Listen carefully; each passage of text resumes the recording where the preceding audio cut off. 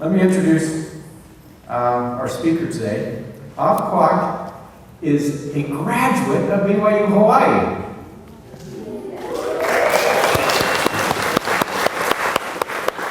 We're so lucky to have him here with us today. It is exciting, and it was very interesting as we were talking today in our office over in the Willis Center. It's right next to Kealakai.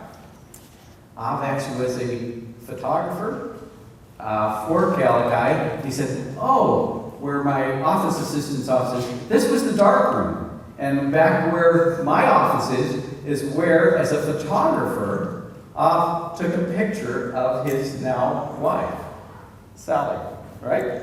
So it was definitely coming back home for him to be here. I wanted me to mention something to you, and he's going to elaborate a little bit more on this. He not only worked at Kealakai and other jobs, he worked in the cafeteria as a dishwasher. And he says he's still a dishwasher. I think that's really important for us to recognize. When I tell you a little bit more about what he has done since then and is doing, to know that he still says, you know what, I'm still a dishwasher. Tells you where he comes from in terms of his willingness to take who he is, but not get above himself in his overly proud, which is a great attribute. I graduated from here. He was the executive general manager of Seafood Village, Lobster and Crab House, Antonio's Steak and Seafood in Waikiki. Ave is the owner of Pacific Resources, LLC, the #1 manufacturer and importer of business materials in Hawaii, for over 50 commercial high-rise and housing projects. I believe they have over 2,000 engineers and workers, maybe even more than that, because they now have, is it close to 29 or Guangzhou? Was that 29? Mm-hmm. So he has over 30 restaurants. I've eaten at his one down in Ala Moana. If any of you want a great Chinese food, it's really good. It's up on the 4th level of the Ala Moana. So go down there and enjoy some of that food. But he has several restaurants, both in Hong Kong and China and here in Hawaii, with over 3,000 people working for his various companies, both in these people who supply and install interiors to many hotels and high-rises, and also in his restaurant business. So please join me in welcoming Ave Kwok to BYU Hawaii.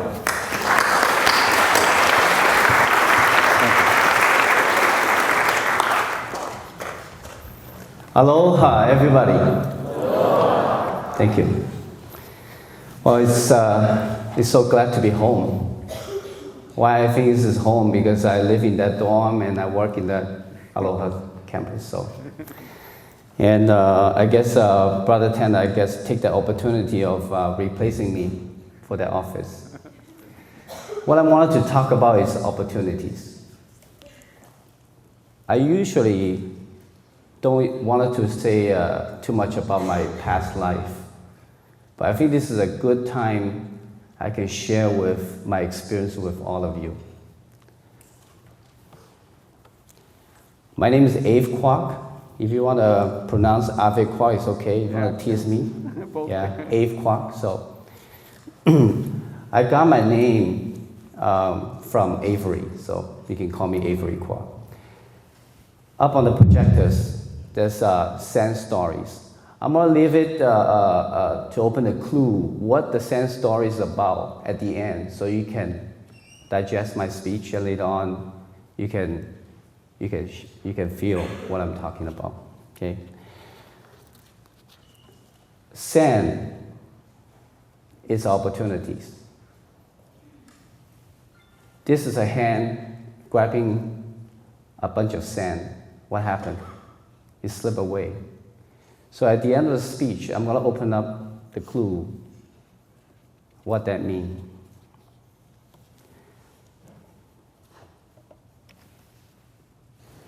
So, a lot of times when all of us come to a school, BYU Hawaii, you got to think, oh, who I am.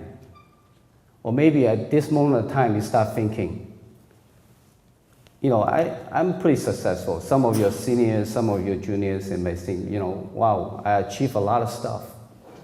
So you gotta asking yourself, what makes me so successful? The other questions you want to ask yourself is, what I'm really looking for, and you really come down to the narrow questions, who I am. So before I come to the BYU Hawaii to give you a talk, so I give a comparison of who I am. What I wanted to do right now, folks, is, because I'm 42 years old now, so I have a lot of experience. I'm probably twice as age as you. So what I'm trying to do is I'm going to do a comparison of who I am. So what's the turning point of Ave Kwok? Sorry. Oh, that's my boy, by the way. His name is Aaron Kwok.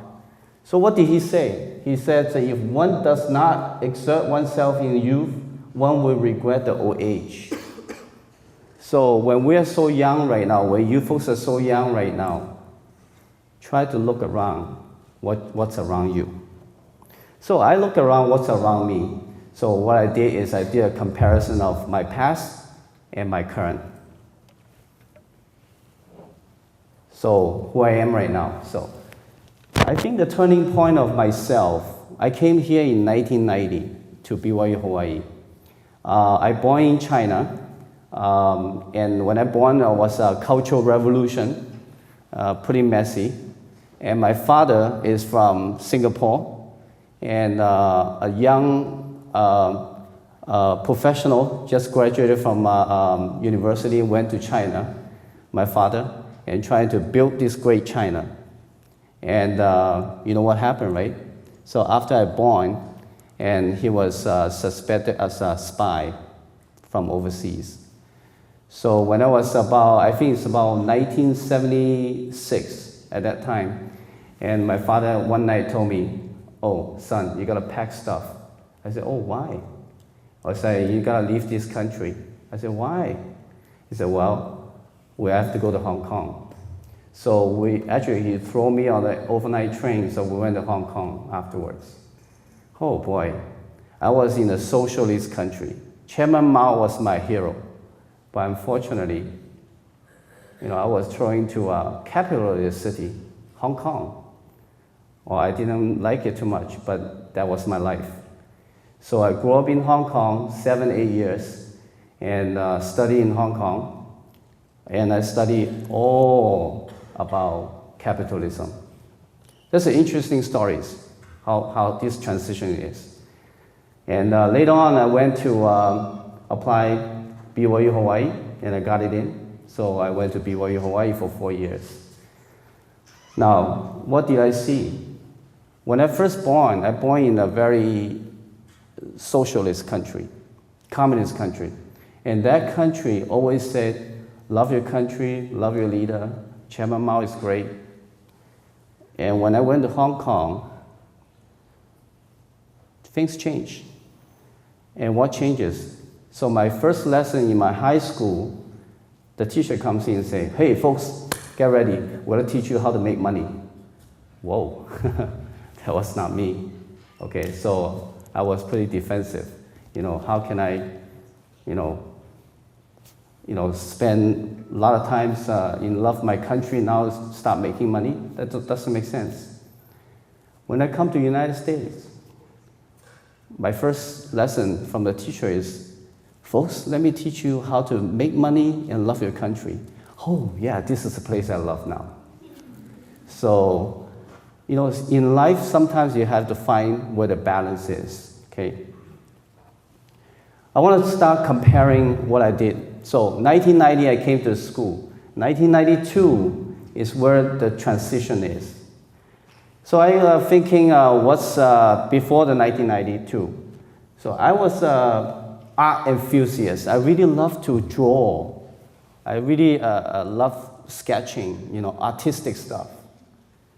And I'm a multilingual capability. I can speak a lot of language. Even I have a Chinese accent right now. Please excuse me, but bear with me. But I can speak. So speak multiple languages, different dialects. So I'm a shy guy, introvert, sometimes rarely talk. But I love successful people, like the Mao guy, like the President of the United States. I always read the Bibles, read the stories. I love the 300 kings in China. And what did they do? What did they do in the past? Some of them, they last the reign for 50 years. Some of them, they only last for 5 days, they get executed. What happened to them? So I love to read the bios and find who are they. I'm a loyal guy. When I was young, if you tell me to do something, I will do it. That's a good characteristic. And my lowest job is a dishwasher. I try not to write that in, but I guess that's my fate. So that was my job. So what's that inspired me after 1992? I want to see the difference. So I was an art enthusiast, but I become a head photographer of Kerala kind. So what did the art give it to me? I didn't give up on artistic vision. So I'm always looking for beautiful things, nice things, and that gives me an insight of grabbing a camera later on. After I quit the dishwasher, I got a camera. So the camera is in the hand, and the beautiful pictures through my eyes, I can see them. And I can put them on the print. I can have everybody appreciate what I have done. So that was the first turning point that I have. I'm multilingual, guys. Okay, that gives me a special abilities of doing international businesses. Brother Tanner mentioned about we have a company called Pacific Resources. We are the #1 importers. I'm going to give you more description about what business that we do. So, what the multilingual gave to me. So if I ever go to Hong Kong, go to China, go to Japan, go to Korea, I can speak the language. I can understand them. So I have that capability in the young time. Now I develop into a business format. I'm a shy guy, introvert, rarely talk. But that's my weak point. So throughout my life, from year 1 to year 1992, I'm constantly remind myself, I gotta speak, I gotta talk, I gotta change myself. So nowadays, in my company, I encourage always communicate. Communication is the first key of success in my company. I want people to talk. Sometimes I encourage them to grab a phone, talk to them first before you send any emails, and talk to them, communicate. Well, when I love successful people, and then I start thinking, maybe I should be a successful guy. So from that time point on, I'm trying to build myself. So far, we built a firm with $20 million, just one firm only. So we have 3 businesses. So I'm going to tell you all the 3 businesses of what we did. From nothing to something and to $20 million, and we're still growing. So that's because in my young mind, I always loved the figures, the bigger figures. So that drives you to be successful. I'm a very loyal guy. The loyalties is very, very important in the business sense because that gives you a very strong business ethics. When you promise somebody in this world, you better deliver. And if you don't deliver, find a way to deliver. So it's very, very important, the business ethics. And my lowest job is dishwasher. Right now, we own the 20 restaurants or more over the world. Now, what's the dishwasher do to me? I always teach my guys, even at J Dynasty at the Alamona right now, sometimes my manager gets a little lazy. They hang on, they hold back, they don't want to work on the floor. But I told them, hey, look, who worked the most? He said, well, me, because I think, So no, the guy at the back, dishwasher, if he stopped working, your whole restaurant stopped. What I want to bring out is, folks, in this world, what they call the basics. Dishwasher could be the basic of the restaurants. If it stops everything.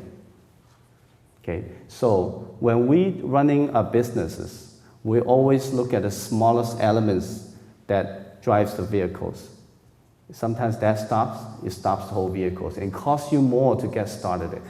Okay, so this is basically a comparison of myself before and after. What do I want to bring out at this point? I want to bring out all these past and all these present is what they call the tipping point. Everybody know matches, right? A nice box of match. You can put in your bedroom for 5 years, 10 years. You don't touch it, it still looks beautiful. What changes is nature? What changes matches nature?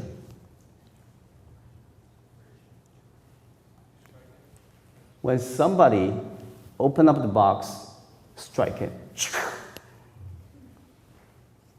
That makes a difference. Okay?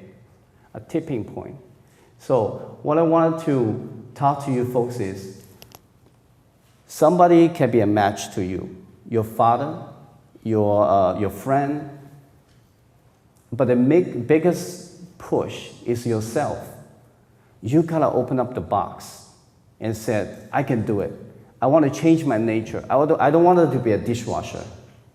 I want it to be that $20 million guy.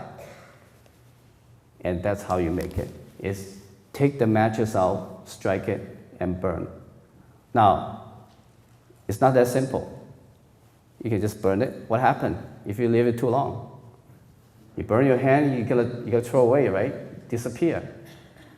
You have to find the right moment to strike it, burn it, and light a bigger fire. Don't burn somebody's house, but light a bigger fire for yourself.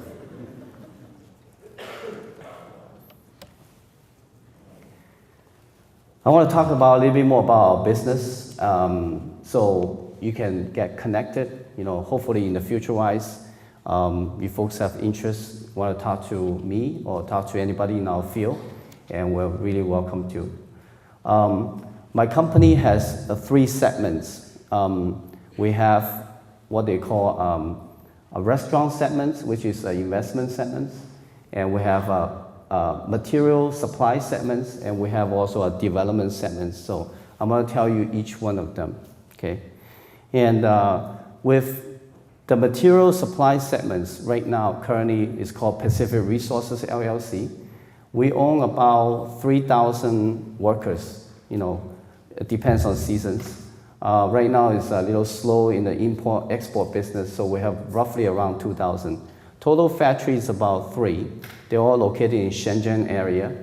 What we did is we did fabrication of materials, for example, like the countertops, granite countertops, cabinets, tiles, bathroom accessories, anything you can name it.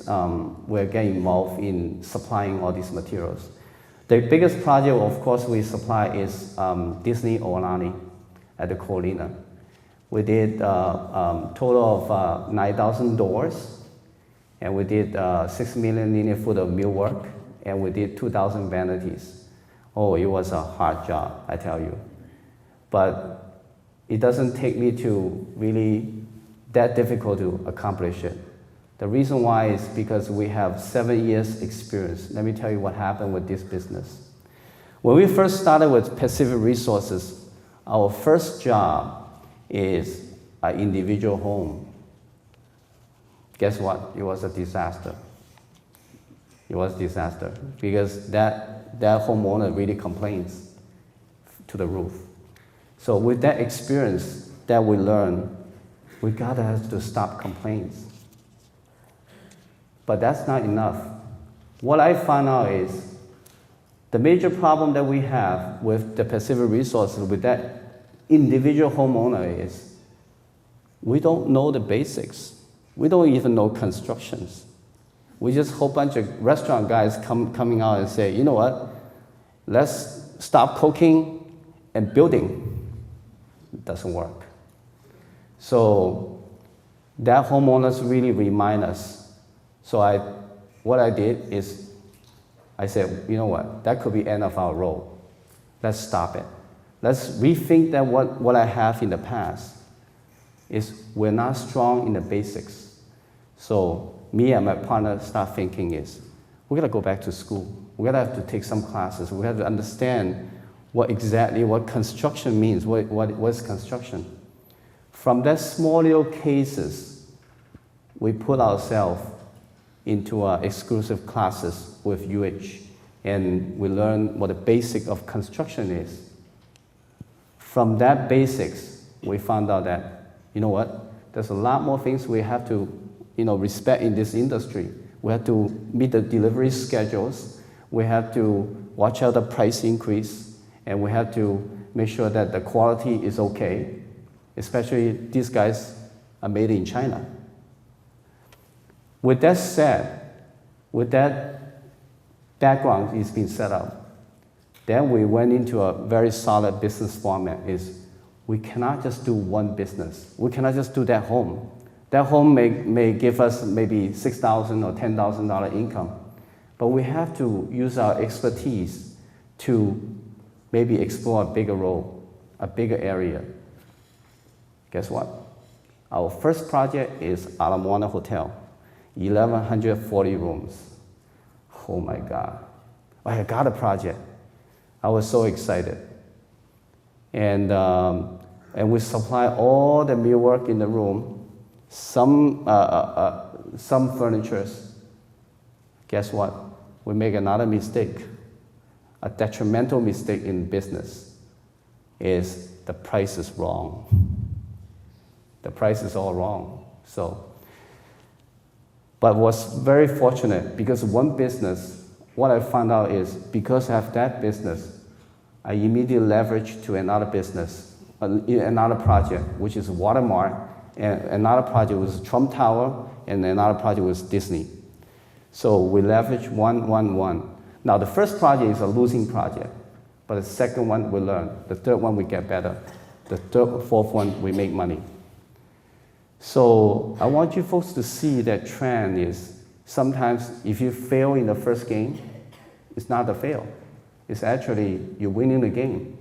You're picking up that failure and later on make it better and better. So that's how we established Pacific Resources. One of the areas that we do with the building material supply business is strive for quality. In this business, you can go up, you can go down. In order to go up, you have to look for what they call quality. The quality and the price sometimes is proportional, sometimes it's not. In my dictionary, it's not. I always put the price last. I put quality first. So when you do the quality stuff, just like the Germans, just like the Italians, they always get very well-known name because they always watch that quality. Us Americans, we also have a very good name nowadays in Asia because we watch our quality stuff. Okay? So in this business, to grow is to watch the smaller elements to grow in that area as a priority, and later on everything follows. So.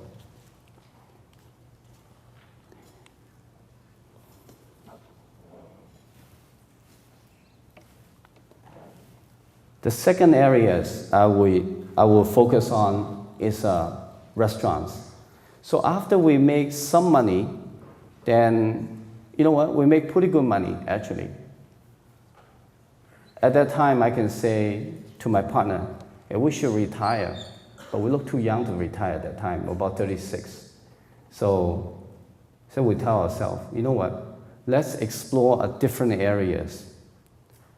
Restaurant is always in my heart. When I started it, I was a dishwasher. It's always in my heart that I want to always do a restaurant or build restaurants. So what did building material give it to me? They gave me an inspiration of building a good restaurants.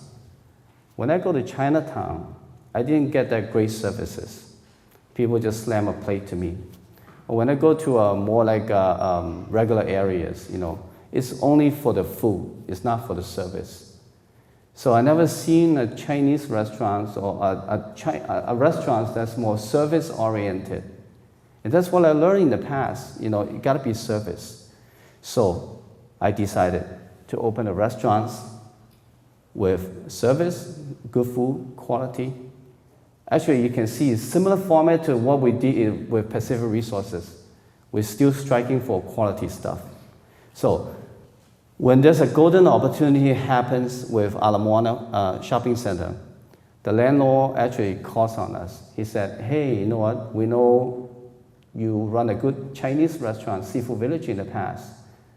Would you be interested to come to open a Chinese restaurant here?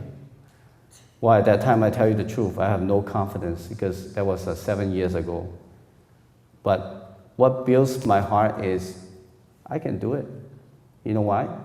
Because I've seen how the restaurant runs, and I run a restaurant before, and what I like about restaurant business is it's different from the building materials. It gives you stability, income. So me and my partner decided that to put some of the money into the restaurant field. Now, with this J Dynasty open in last year, at the same time, we bought into partnership in 26 restaurants in Hong Kong. It's called Paramount Banquet Hall. Under the Paramount Banquet Hall, it has Function, it has Shoshan, Hot Pot Kings, different brands. That opens up a lot of opportunities for us to see, wow, there's a lot more things outside there we can explore with our just sitting on the money. I can, 36 years old at that time, I can sit on my money and move away. But no, I'm glad I didn't do that. We invest that portion into a different field of areas, the restaurant field. Nowadays, the J Dynasty, we have great businesses, and usually weekends, Saturday, Sunday, we're always very busy. And you know what I end up with, right? I end up at dishwasher, helping them out. And that's my critical area, I always teach them. And sometimes, as a leader of the company, when they see you are at the critical areas, the people feels it. And I believe Brother Tanner came to a restaurant one time, and everybody's working. Why are people working? Because they know that biggest guy is out of the dishwasher. He's still washing the dishes. He's trying to expedite everything, and he's helping us, so he's there. So I'm always supporting in a different way of our staff to make things happen. And it was a great news that I just came back about 2 days ago from Guangzhou. We opened the biggest restaurant in China. It's called Paramount Banquet Hall. And it was a Thursday afternoon, 2:30. We still have 150 people waiting with 1,000 people sitting in the restaurant. So I guess the restaurant do well. So one of the things that I see in this business is when you strive for quality stuff. I'll go back to what the quality stuff is. The quality of the food, the quality of your design. And people always come back.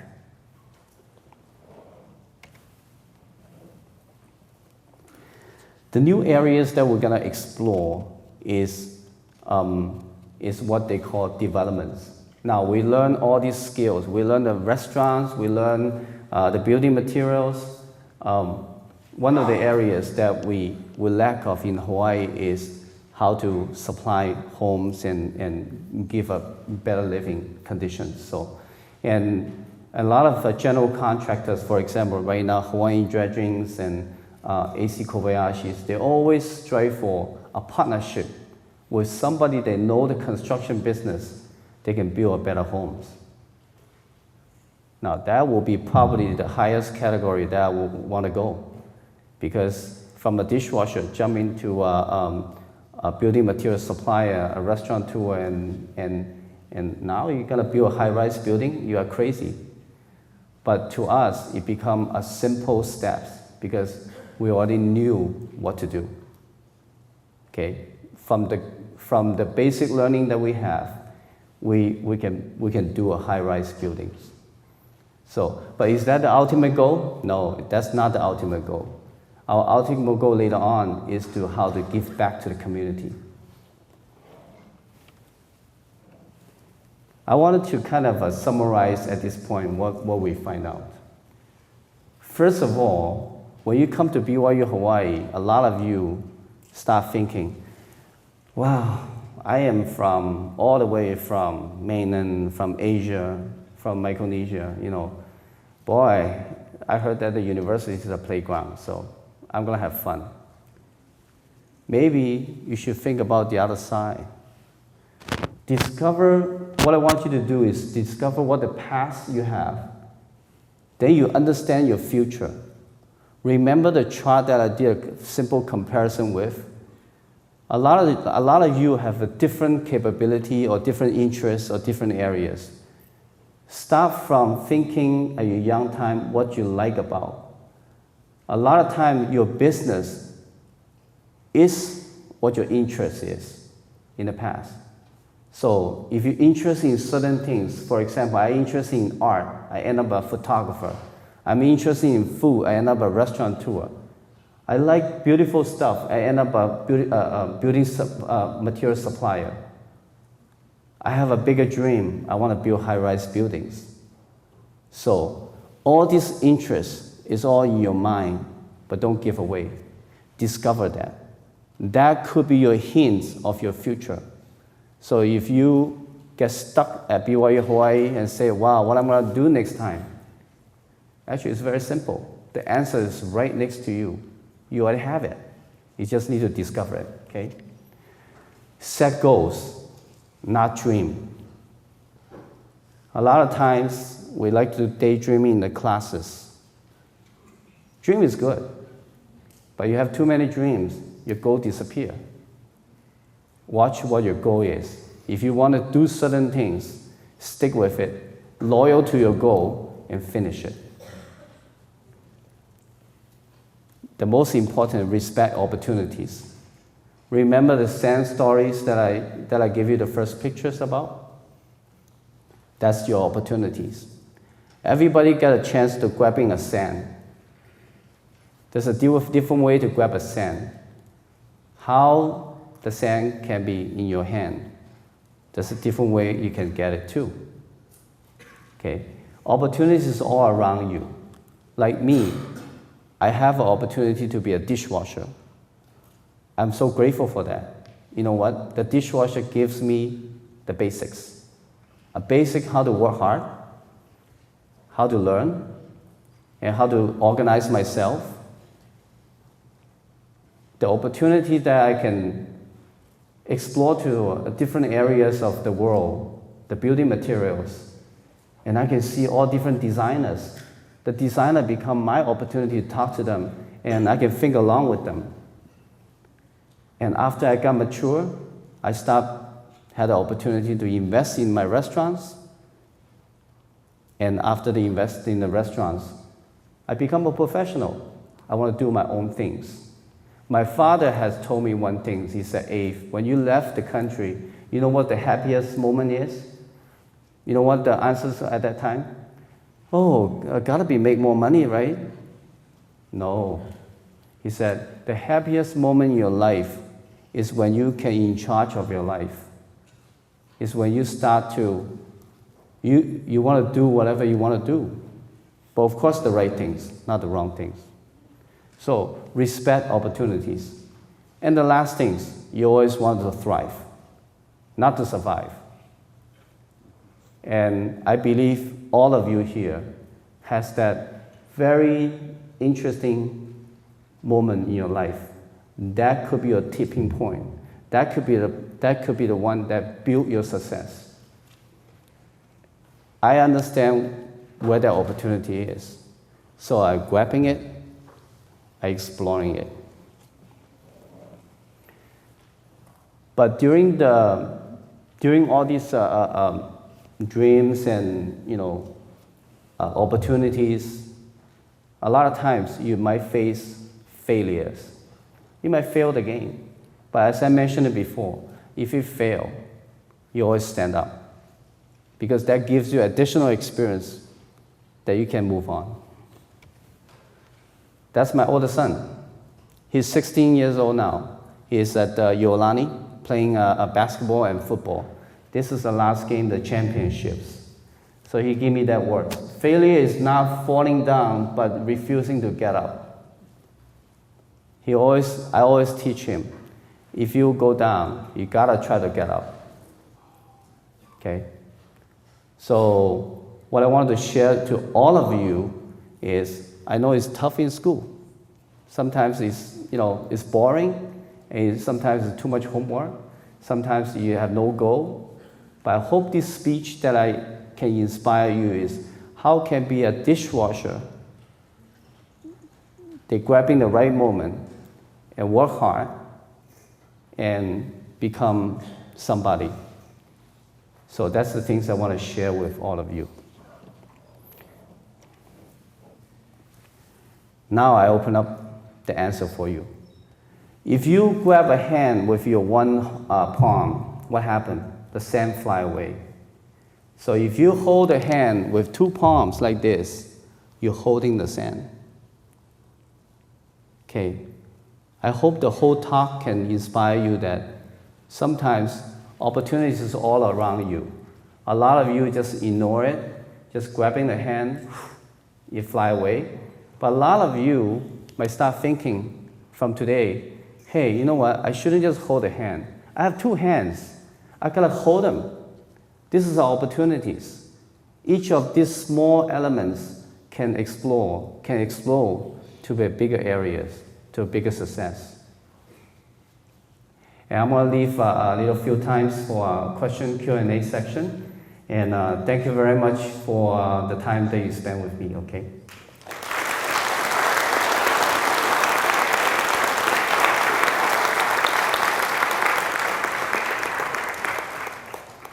Don't ask me about how to wash dishes. I think you all know. So.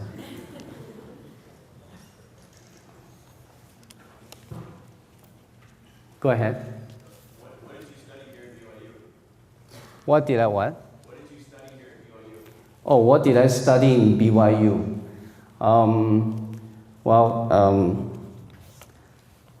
Not dating, so. I graduated from hotel and restaurant management. Yeah, and after the BYU Hawaii, I went to work for.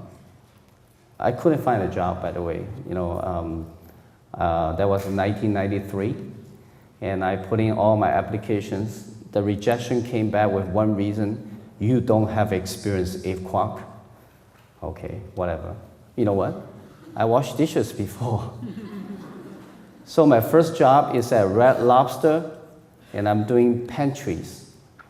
And with that pantry job, that gives me a foundation to find another job. So by one chance, I found there's a job, it's called Tanaka of Tokyo. They are hiring assistant managers. Hey, I can speak Japanese. So I immediately make a phone call. I made appointments. With my OK Japanese, I got a job to work at Tanaka of Tokyo. That's how I started with my restaurant life. So again, whatever I done may not be related to the business, may not be related to your major, but you know what? A lot of times it's your experience. I'm gonna extend a little bit more. After the restaurant business for a little while, Tanaka of Tokyo, that was a tough business. And I decided, you know what, I better go back to school again. Because I was okay GPA student, at BYU Hawaii, and work hard. I think I deserve to work a little bit more, get a little bit more education. So I talked to my dad at that time, so I went back to George Washington at Washington, D.C., so get my master's over there. And that education really boosted me up into a different level of thinking. Sometimes I want to share with all of you, the diploma or the certificate that you get from the school, it means nothing. It means that you're a college student. But what means is the process in the school, the daily learning that you have, the thinking that you build up, that helps you to succeed in the future. Okay? Go ahead. What other opportunities are you holding on to? What's something else that you want to do? As I mentioned it before, opportunity will come. You can cycle it. So my biggest wish is, whatever we make, we're gonna put back to the community. So a lot of times right now, I'm joining a lot of community forces. For example, like the OCA, the Organization of Chinese American, and I am the vice president, so I'll be the president probably in 2014. We're hosting a convention in Honolulu here, so that's what I already got it. So we wanted to do a big function for all the United States chapters. And we also get involved with a lot of business forum, and we want to help different people, the CEOs in Honolulu that we're giving a talk to, and to help the young people to how to succeed by copying certain samples. I am not the greatest samples, but everybody, when they speak, when they talk about their experience, it becomes your mirrors, how to become successful. So one of the biggest things that we're working on right now is not to just take, but give. So next goal that we have, and our company will be doing a lot of charities and giveaways and talks to help the communities back. So. Go ahead. How did you get funding to start your first business? My wife. No, yeah. When you get out from the school in 1993 and your wife is working and you have a baby is on the way, you really have no money. Okay? I think the biggest treasure that we have is the ability that I have built up. From nothing to start, have something, is the people around you. My greatest person here, I think Leanne Lambert, is Leanne here? Oh, Leanne is right there. Thank you. That's my boss before, Kerala Kai. She gave me that tipping point. When I was holding the camera, shooting photos everywhere, I really enjoy it. But one day, she really disappointed me by telling me this: I don't think you should hold a camera anymore. You should go sell an ad for me. I said, what? I gotta change my life pattern? But Leanne, because I'm starting selling the ad for the Kerala Kai, I guess I'm the first one to sell the ad, right? Okay, great. So I sold 4 ads. That was experience for me to put my footprints on to do business. And that was the greatest sample that I have. And that was actually what we call, I can say that's a treasure money to me to build my abilities. Of course, the second person, it is my wife. When I was down, when I was, sad, when I have no money, and she's the one supporting me all the way. And later on, when we went into business, one of the generous boss, his name is Alan Ho, and he's still I treat him as a boss, but he's my partner now. How we find Alan Ho is, Alan, when I was working in the Hawaiian Region Hotel, I was an assistant manager, and I was doing all the help out and expediting. Probably the hardest working guy on the floor, in and out. And there's a gentleman, his name is Philip Isaac. He was my boss. So Philip is a good friend to Alan Ho. And Alan is a very good restaurateur. He owns multiple restaurants. So Alan came in for a coffee. He said he wouldn't go to Philip. He said, Philip, who's that busboy over there? He's working very hard. So Philip came and said, oh, sorry, that's not a busboy, that's my assistant manager. Oh, really? I really like him. I want him to work for me. That's how I become Alan's assistant and later on become a partner. So to respond to your questions, how do I get funded? Sometimes it does not take money to fund any one of your projects. Sometimes it takes your opportunities, and when you see there, you gotta have to work hard in certain areas, persist what you do, and later on, people will discover you. Okay.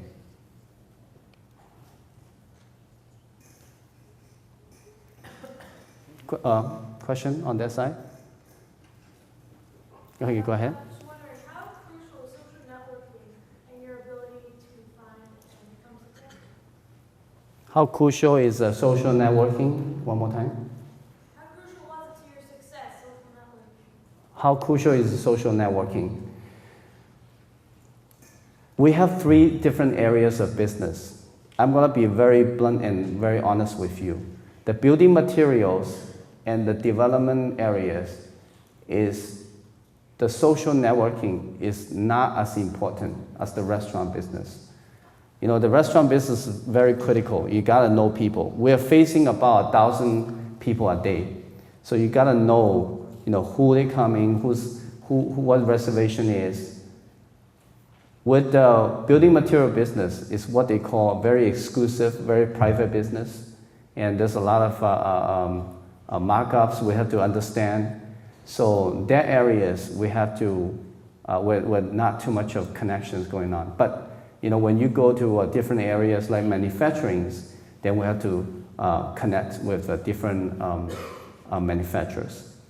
Now with developments, it's somewhere in between. You have to understand people.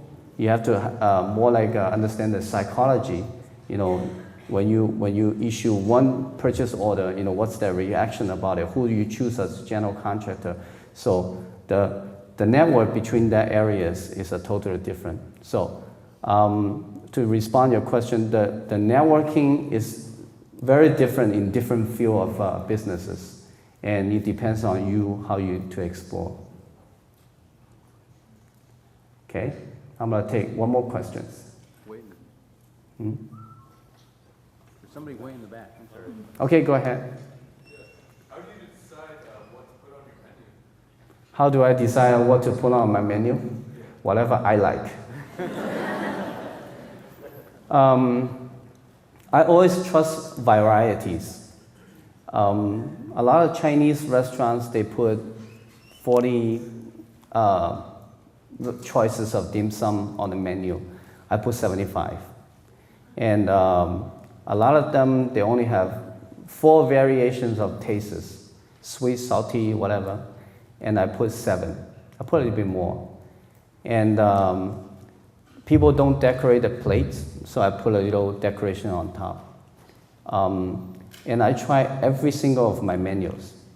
So, and the biggest things about restaurant field is we can connect with different restaurants in the world. All my chefs I encourage to create.